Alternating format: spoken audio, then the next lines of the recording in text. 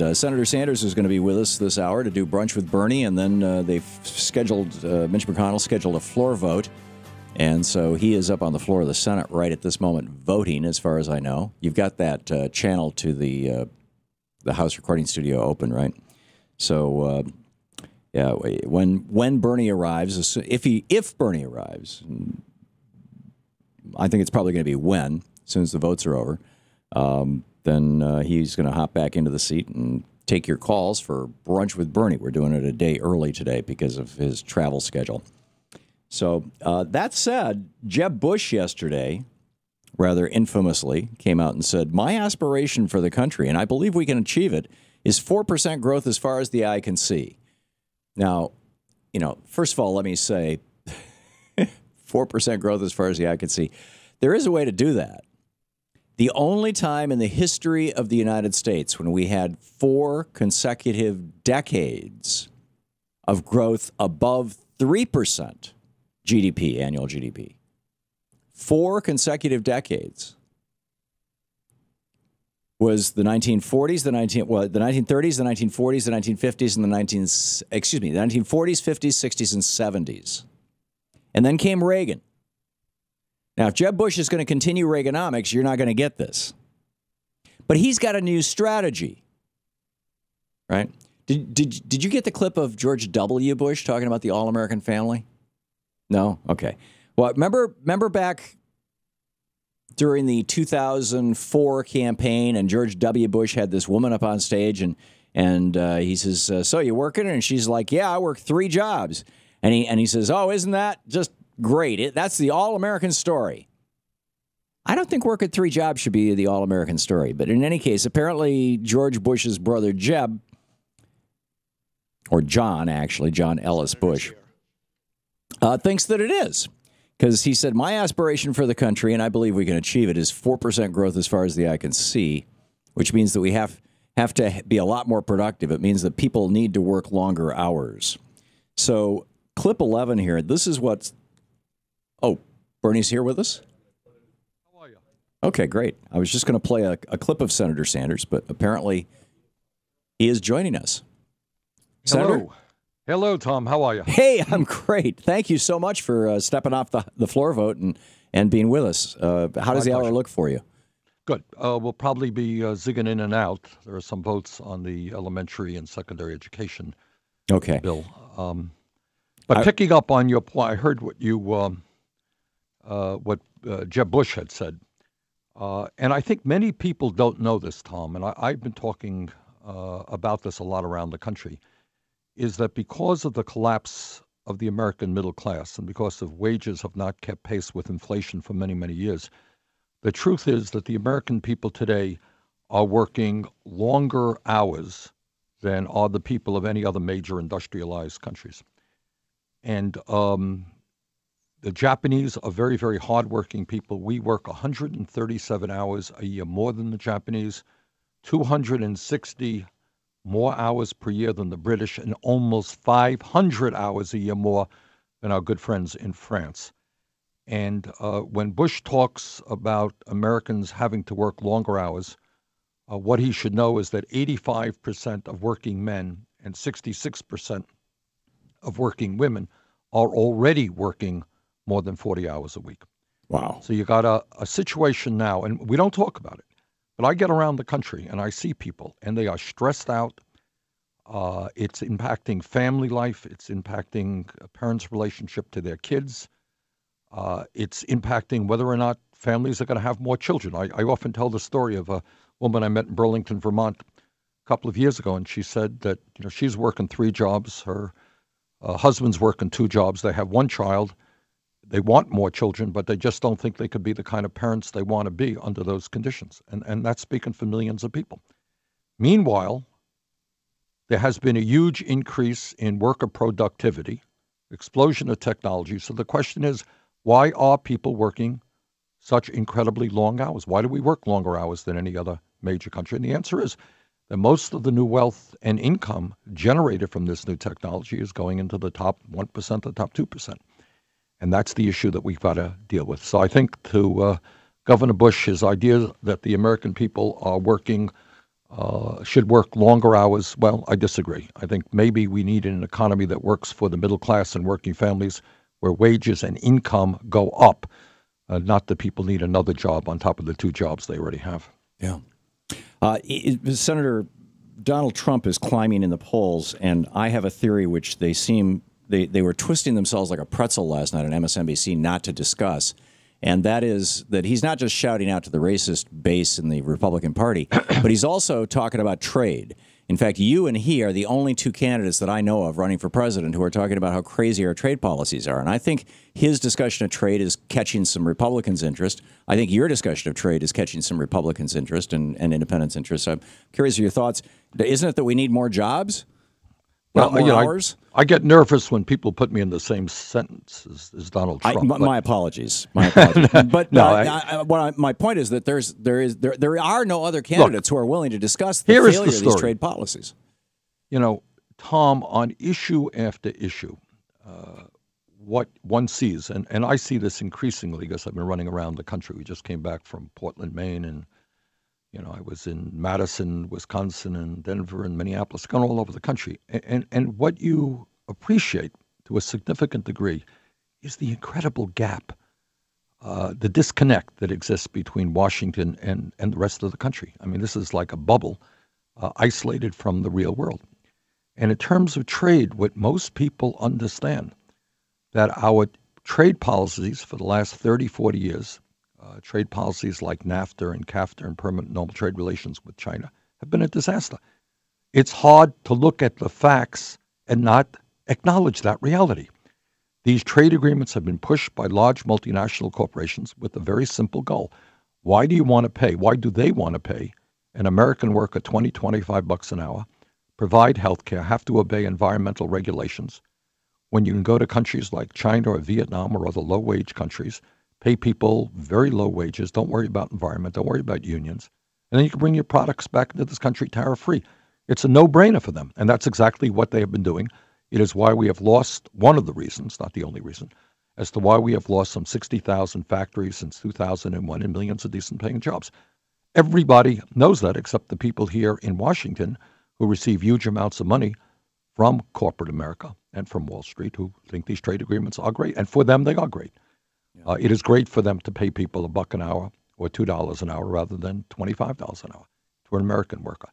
So to the degree that Trump or anyone else is raising that issue, yes, I think it is going to resonate. And by the way, on this issue, it may well be that Republicans actually feel more strongly about this issue than do Democrats. Yeah, which is pretty amazing. We have about 40 seconds till the break. Thoughts on what's going on right now? Well, the other thing that concerns me is that, and an issue that I have been talking about, and we'll talk about longer later in the program, is how far removed the United States is from so many other countries in protecting the needs of the middle class, not only in terms of health care, but in terms of family and medical leave, in terms of paid sick time, and in terms of paid overtime. It's incredible. We talk about the long hours that the American people work. There are many jobs, Tom, that are being offered today. And you know how much vacation time they have? They include? No. 0. So they want people to only work 52 weeks a year. What's the problem there? Yeah, surprise, surprise. It's our Brunch with Bernie hour a day early. We're live. It's Thursday. Senator Sanders is on the phone with us. He will be taking your calls right after the break. So please stick around. We'll be right back.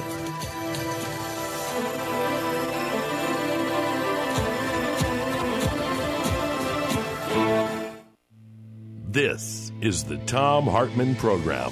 Brunch with Bernie here on the Thom Hartmann Program. Our first hour of the Thursday show today. We are live right now. Give us a call.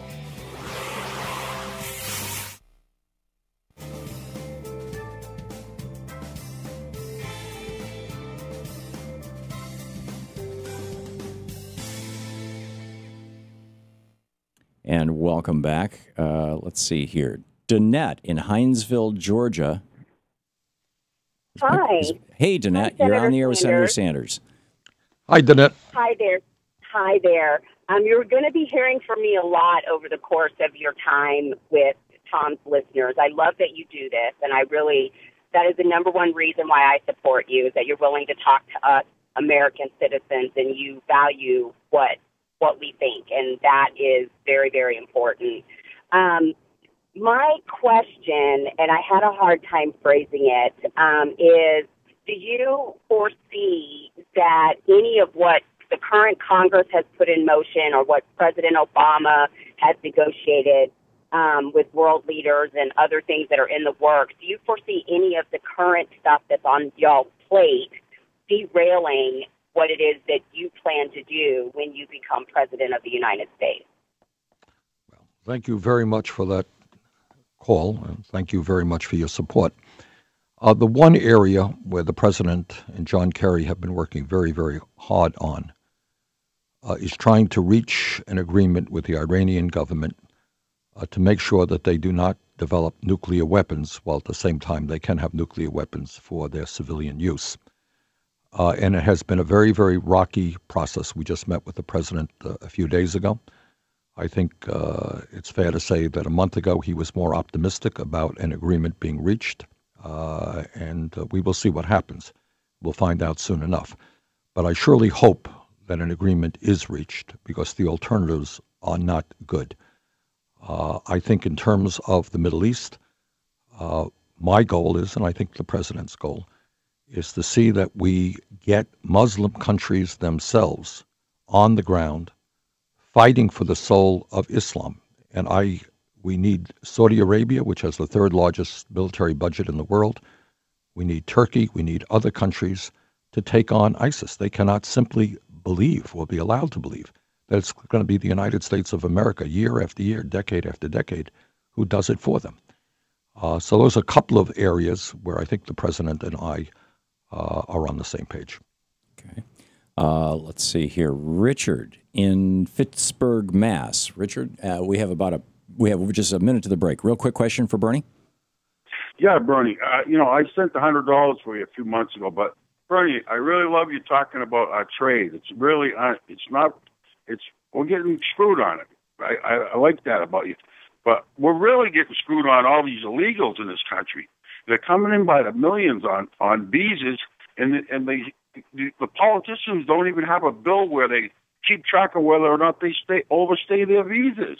So right. the regular Let's let Bernie respond to that. Okay, Richard, thanks for the question. And there are two aspects of your question. First of all, on the trade issue, thank you. And I think it's a huge issue, and I think we need to fundamentally rethink trade. Obviously, what goes on now is the loss of good-paying jobs, and that has got to change. We want corporate America not just to be investing in China. We want them to be investing in the United States of America and creating jobs here. In terms of the immigration issue, I see it as a two-pronged issue, Richard. I guess we'll get back to that. We're hitting a break. Let's dig into that with a little more elbow room here right after the break. Thanks. Senator Bernie Sanders with us. It's our Brunch with Bernie hour here on the Thom Hartmann Program. We'll be and we're live. It's Thursday. We'll be right back.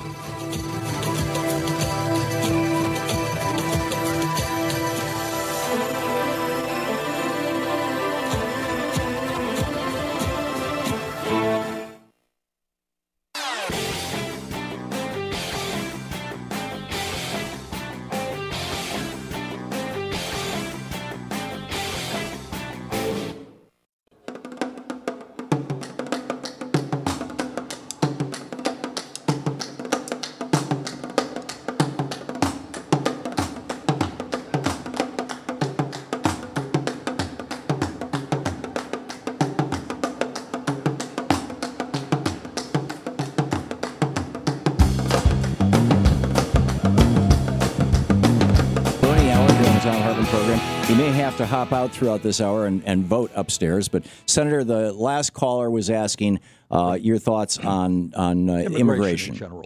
Yeah. So let me divide it in two parts.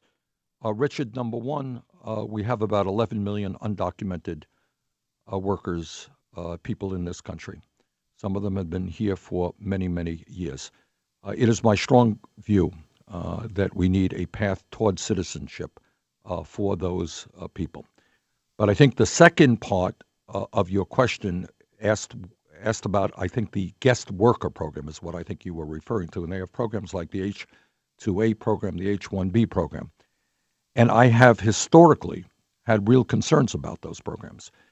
We have heard from a lot of high-tech workers, people involved in computer programming and so forth, who are saying, this program, this guest worker program, is bringing in folks from Russia and other countries at lower wages than American workers in the high-tech industry get. And I have serious concerns about that and have offered amendments to deal with that issue. The second part of it is that there is in the immigration bill language that would bring in a lot of low-wage workers, unskilled workers, and that I have had a very difficult time understanding. When we have youth unemployment in this country, where if you're white and you're 17 to 20 and you're a high school graduate or a dropout, it's 33%. If you're Hispanic, it's 36%. If you're black, it's 51%. These kids desperately need jobs, and they need jobs starting at the very bottom so that they can eventually get the experience and work their way up. And I just don't know why we need to be bringing in a whole lot of other folks who are not skilled at low-wage jobs. So that has been a concern of mine. When I got into the last immigration bill passed the Senate, which alleviated some of my concerns a little bit, was an amendment for $1.5 billion, which would provide jobs and educational opportunities for young people. Right now, it is summertime. You have a lot of kids hanging out on street corners. They should be working. There's enough work to be done. We should provide them with jobs. So that's kind of my view on that issue, Richard. Sandy in Norwood, North Carolina. You are on the air with Senator Sanders. Hi, Bernie. I'm wondering how this TPP ISDS is going to affect our sovereignty and the office of the president and our court system. Is it going to make it, hamper it? And what can we do about it? Are we going to be able to be effective at all? Sandy, thank you very much for that question. When we talk about trade and the Trans-Pacific Partnership, usually what we're talking about are jobs, and that is an enormous part of it. For example, I have real concerns about American workers as part of the TPP being forced to compete against workers in Vietnam, where the minimum wage is 56 cents an hour, not to mention that workers there can't form unions or express themselves politically. But what Sandy is raising is another issue which is also of enormous consequence, and that is the investor-state dispute settlement process. And it sounds kind of complicated, but it's really not. I will give you the best example that I can about my concerns about the ISDS.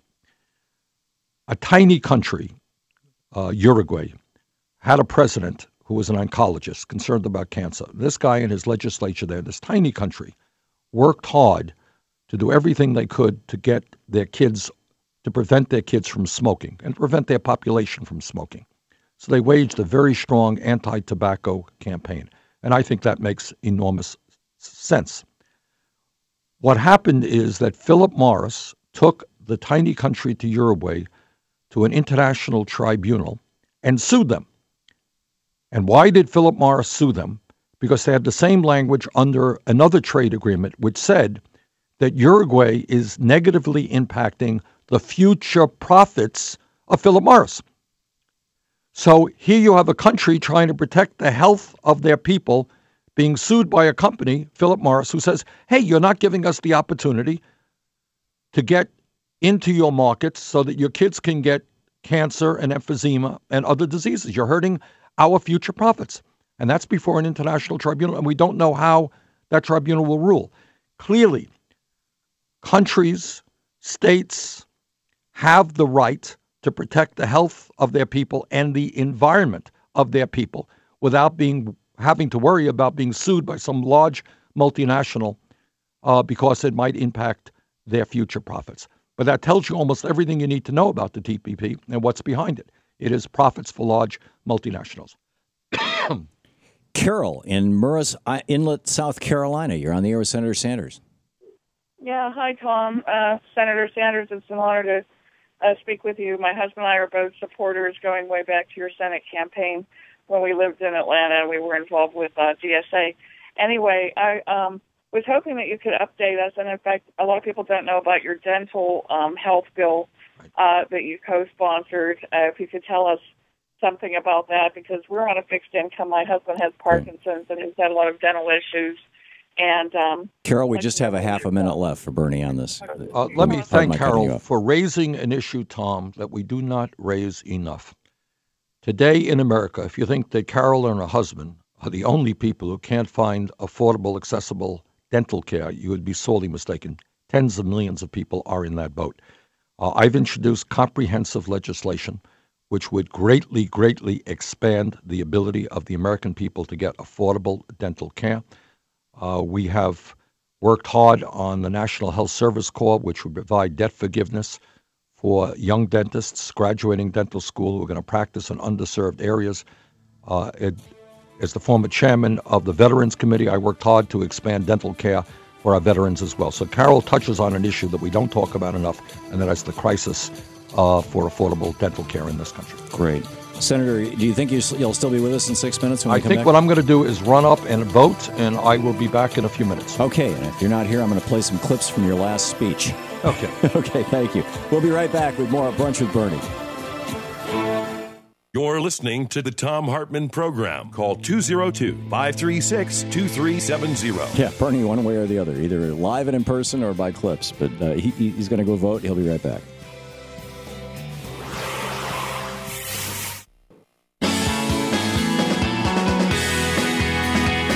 Welcome back. 28 minutes before the hour. Thom Hartmann here with you. And Senator Sanders, are you back?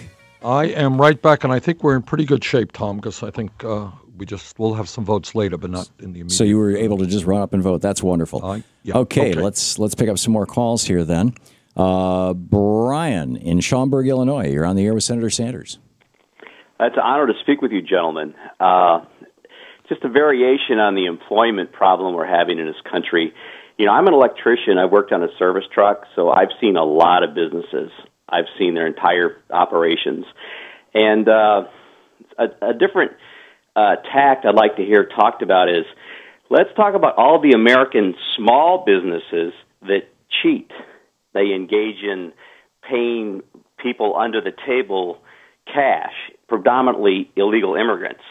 And I know the big evil corporations are doing a lot of bad things, but let's talk about the American citizens that own a small business of maybe 10 guys and say they're landscaping or whatever, and they're paying their illegal immigrants cash. And then the immigrant's wife, you know, they have children, and then their children are getting benefits because they're shown as being impoverished. And then their children are American citizens, and then they get subsidized by the taxpayer. The whole thing is upside down. We need both parties to be honest about immigration. We need to dial it down, and we need to pursue employers that are cheating left and right. Well, Brian, thanks a lot for raising a very important issue. Although I don't think we have the time to get into it in great length right now, but let me just say this. During the Reagan, and Tom, you feel free to chime in on this as well, because I think Brian raised a good issue. Sure. During the Reagan and Bush 1 periods, these were guys who were tough on crime. They were pro, police and all that stuff. And yet we had huge amounts of immigrants coming in. Does anybody not believe for 1 second that people who crossed the border illegally understood that there were going to be jobs available for them and that their employer would look the other way? Tom? Yeah, no. Ronald Reagan, after the amnesty thing or whatever you want to call it, essentially stopped enforcing the law that prosecuted largely white, largely wealthy employers. Right. You know, for so hiring here's the people point. without documentation. People come across the border for 99% of the cases for one reason: they need jobs. Their families are hungry. They have no future. And complicit in that whole process were employers who knew exactly what was going on. In 2007, I was in Immokalee, Florida. Nobody knows where Immokalee, Florida is except the people in Florida. It's a town near Naples. It is one of the leading areas in the country for tomato, for the growing of tomatoes, the kind of tomatoes used in McDonald's and Burger King and so forth. Most of the workers there were undocumented. Every single person went there, and they were exploited ruthlessly, ruthlessly. And I went down there in 2007 to try to stand with those workers to make sure that that exploitation in terms of wages, horrendously low wages, terrible working conditions, horrible housing, we tried to do something about it. We did have some impact. Point is, everybody there knew what was going on, and everyone turned a blind eye to it. That is why, and with the exploitation of these workers, it impacts every other worker in America because it is part of the race to the bottom. If you can exploit undocumented workers, then you're going to be paying lower wages to people who are citizens. Yeah. So that is why we need a orderly, intelligent process to move toward comprehensive immigration reform. And that's why I support that. But I think Brian raises a very good question, which needs a lot more discussion. Yeah, my bumper sticker on this, Senator, is we don't have an illegal immigration problem in this country. We have an illegal employer problem. And but in any case, that's my bumper sticker. Let's see here. Ann in Lakeland, Florida. You're on the air with Senator Sanders. Thank you. Senator, I'm happy to see those large crowds showing up, but we need to get them to vote. If they are not registered a Democrat, they cannot vote in the primary. So all those independents and other parties that want to vote for you need to change their registration to Democrat so they can vote in those closed primaries. At least in about half the states, Ann. I believe that's the case. Right. Senator? Well, Ann is absolutely right. We have been bringing out large numbers of people, and one of the goals of this campaign, which I call a political revolution, is to substantially increase voter turnout and to get ordinary people to work together to start standing up for our rights. And Ann's right. It's one thing to bring out a large crowd. It's another thing to translate that into power at the polls. So, Ann, I take your advice very seriously, and we are working very, very hard on it. The issue even becomes more complicated when you talk about caucus states like Iowa, where it's not even just coming out to vote, it's participating in the caucus, et cetera. So thank you, Ann. Thanks for your support, and that is an issue we feel very strongly about. James in Ocala, Florida. You're on the air with Senator Sanders. Yes, how you doing, Senator? I'm a strong advocate for you, and I appreciate what you're doing with the unions. I think once immigration is cleared up, unions bring immigrants in and make unions stronger, and I really feel that that's what the Republicans are against. That's why I think they're so against immigration. I just want to know your thoughts on it, and I really thank you. I think James makes a very good point. I think that is one of the key factors. What Republicans understand is that when you have low voter turnouts, when you have a campaign finance system that allows billionaires like the Koch brothers to buy elections, when you have the ability of states to suppress the votes, they understand that the only strong opposition to their right-wing political agenda of giving more tax breaks to billionaires and cutting Social Security, Medicare, Medicaid, education, etc., the only organized, strong opposition is the trade union movement. And that is why in Wisconsin you have Governor Walker there going to war against the unions. That's true in other states as well. They understand that when working people stand together, not only can they negotiate decent wages and working conditions, but they have political power. And when you break unions, you're breaking the political power of working families. And I think James's point is that when you have a lot of low-income working people who are today undocumented, when they get legal status, there is a good chance that many of them will want to join unions and help strengthen the trade union movement in America. And that is absolutely something that the Koch brothers and the Republican Party do not want to see. Mark in Sanford, Maine. You're on the air with Senator Sanders. Yes. Hi, Senator Sanders. It's good to have you come here the other day. It was a huge crowd. Everybody's applauding you and hoping that you're the next FDR here. My question was Reaganomics, Senator. How it evolved through the years, what Reagan did the deregulation and everything. And I keep reverting back to what Robert Reich said. We have to change the rules back. But how do we do that? It's going to be overhauling Congress, isn't it? Mark, the answer is yes. And everything is related to everything else in this sense. Last election, midterm election, 63% of the American people didn't vote. 80% of young people didn't vote. Koch brothers and other people spent huge sums of money. Republican states have voter suppression. Under those types of scenarios, the candidates representing the rich and the multinational corporations win elections.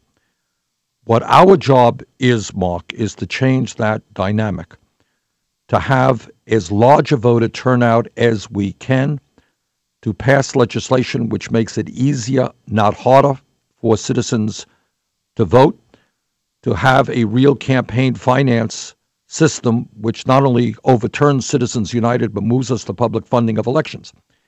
And when you have large numbers of people sitting down and thinking about the real issues impacting their lives, they are not going to be voting for the Republicans. They're not going to be voting for people, as was the case in the Republican budget recently passed, that gave $250 billion in tax breaks to the top 0.2% while making massive cuts in healthcare, education, and nutrition. They're not going to be voting for those people. But once we develop that movement, that is the most important thing, a movement based on progressive principles. Once we start electing people who are prepared to stand up for working families and take on the big money interest, then we make the changes that we need. And in terms of, for example, Wall Street, in my view, it's not only a step forward to reestablish Glass-Steagall and end the deregulation of Wall Street. It is more important that we break up these huge financial institutions that have so much power today. It is vitally important that this nation lead the world in addressing what Pope Francis calls one of the great planetary crises we face, which is climate change. And when working people stand together, you know what? We're going to make public colleges and universities tuition free. And we're going to work aggressively to substantially lower the student debt that millions of Americans are now struggling with. That's what happens when people stand together. We'll be back with more of your calls for Senator Sanders in just a moment. It's Thursday. We're live. Feel free to call in if you have a question for the senator. We're doing Brunch with Bernie a day early. It's just, Senator, as you probably figured out, has a rather crazy travel schedule these days. You're listening to Thom Hartmann. Visit thomhartmann.com for audio and video archive. And be sure to check out Bernie's website, sanders.senate.gov. You can sign up for his newsletter, The Bernie Buzz, and it's also a great news site.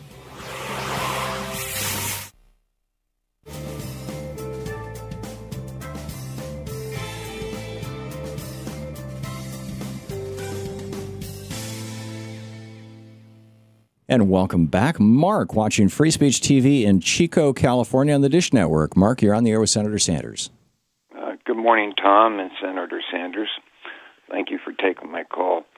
Senator Sanders, how do we go about changing these insane trade policies like NAFTA, CAFTA, permanent relations with China?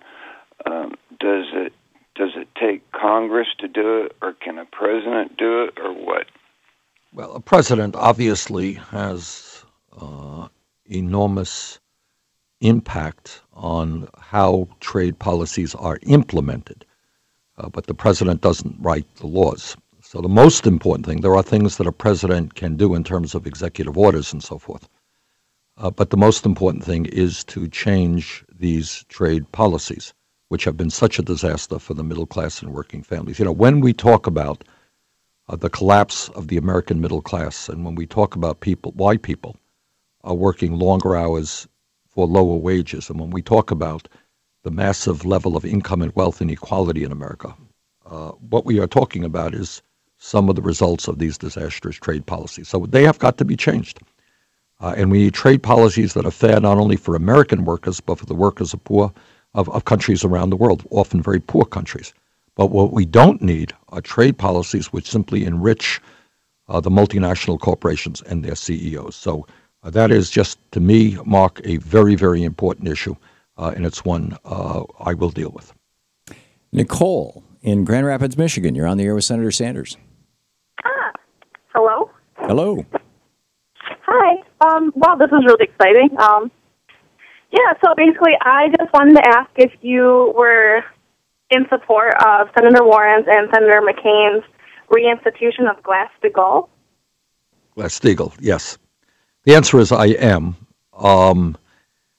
And you're looking, well, you're not looking. You're hearing from a senator and a former congressman who helped lead the effort, unsuccessful effort, I should say, against deregulation of Wall Street. You know, I was just looking today, actually, at some quotes that I had made when Alan Greenspan testified before the Banking Committee, of which I was a member.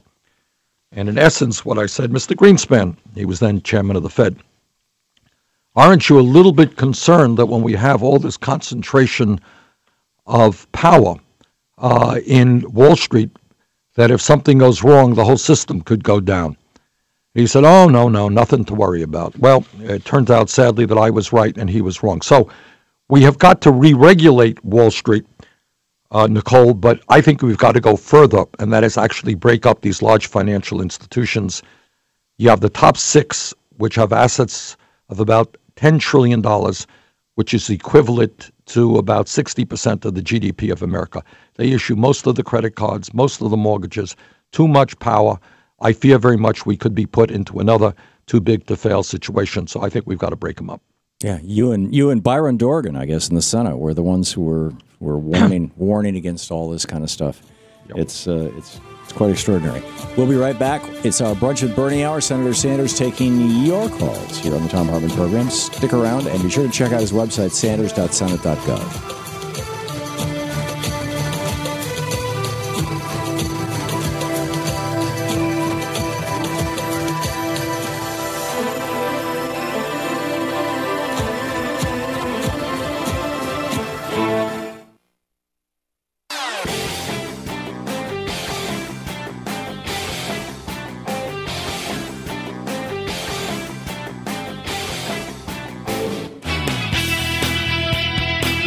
Welcome back. We're doing Brunch with Bernie a day early. Senator Sanders with us live here at Thursday.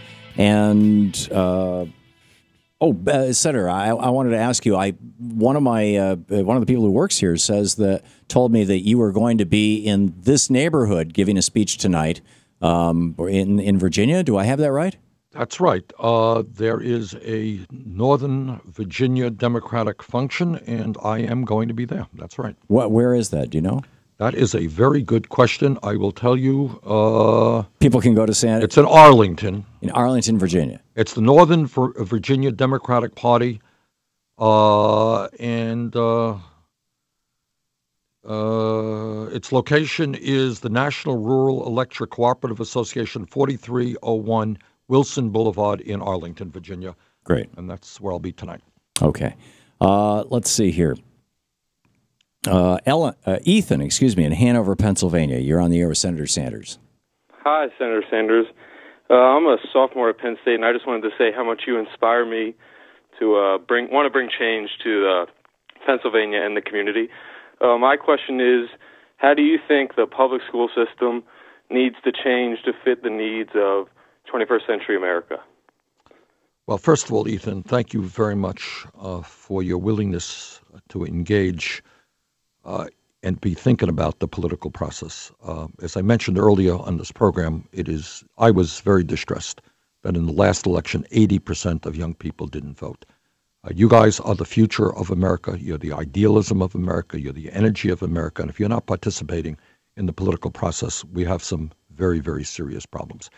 In terms of public education, clearly we need to make sure that the system is well funded. We need to make sure that teachers are able to teach to the kids, not for tests. And right now, literally on the floor, is the Elementary and Secondary Education Act. I hope that we will kill No Child Left Behind, which I know is enormously unpopular in the state of Vermont, and I suspect all over this country, where teachers are spending huge amounts of time teaching to tests rather than teaching the kids. I think furthermore, Ethan, we have got to be honest with you, really change our attitude toward education and understand that a well-educated nation is one of the best and most important things that we can do. And we have to put a prize. We have to have a sense of priorities that says good education is what our culture and country should be about. And that includes having a excellent quality pre-K education system. Most women are now at work. Husbands are at work. Kids from 0 to 4 need quality childcare, and they need quality pre-K education. And as I've said throughout the campaign, we're going to fight to make sure that we have tuition-free public colleges and universities in America. And that's important not only for people about to enter college, it's important for every kid in school in the 7th grade or the 5th grade in this country, because they will know that if they do their schoolwork, if they take school seriously, if they do their homework, they will, in fact, be able to go to college. And they don't know that right now because it's not true right now. So opening up college to all people who have the ability and the desire will have a huge impact on improving education in this country, because kids will know that if they study, they can get a higher education and they can make it into the middle class. Gene in Watseka, Illinois, if I'm saying that right. Gene, you're on the air with Senator Sanders. Yes. I have a thought that we should change the Department of Defense to the Department of Development for Humanity and develop solar, thermal, wind for the world and bring humanity up to our standards. Thank you. Well, thanks, Gene, for your thought. Let me just take your idea and kind of broaden it a little bit. And that is, it is important, it goes without saying, to have a strong national defense. And we can argue about how much money we should spend on defense. But I think what Gene's point is that for the United States to do well internationally, we have got to be a leader in the world in helping those people who are in need. And whether it is the international effort to combat climate change, which is already causing devastating problems in countries like Pakistan, where they've had this terrible heat wave, but all over the world. And what the Defense Department, in fact, and CIA are telling us, that if we don't get a handle on climate change, this is going to cause international conflict in years to come, as people are fighting over scarce amounts of water and land in which to grow their crops. So I think Gene's point is, if I can broaden it a little bit, is that our government should be a leader working with poor people all over the world in improving their lives. And by the way, when we do that, we create allies all over the world. We are really fighting terrorism all over the world when people see us standing with them in their efforts to create a decent life. So I thank Gene very much for that comment. And Senator, we have about a minute left. You also just introduced legislation on on building solar out to. You want to tell us about that, or would you like to just wrap up the hour with this? Well, just the continuation of I think Gene's point. Pope Francis, I think, was extremely brave and in highlighting in his recent encyclical what climate change is about and the need for us to transform our energy system away from fossil fuels to such sustainable energies as solar, wind, geothermal, and others. And obviously, I've been introducing several pieces of legislation trying to expand the utilization of solar. In my state of Vermont, for example, not a great solar state, but good enough. We are putting in a lot of solar panels, and that's true all over the country. In Iowa, in a few years, I think 40% of their electricity will come from wind. And those are the kinds of efforts that we have to make. And I think when we do that, when we lead the world, when we work with China and India and Russia and other countries, when our technology is getting out there, not only do we preserve this planet for our kids and our grandchildren, by the way, we're going to create a lot of decent paying jobs in this country. So that's just an enormous issue that we've got to address. Senator Sanders, thanks so much for being with us this week, and take good care of your health and Good luck tonight in Arlington, Virginia. Okay. Thank you very much, Tom. Thank you, Senator.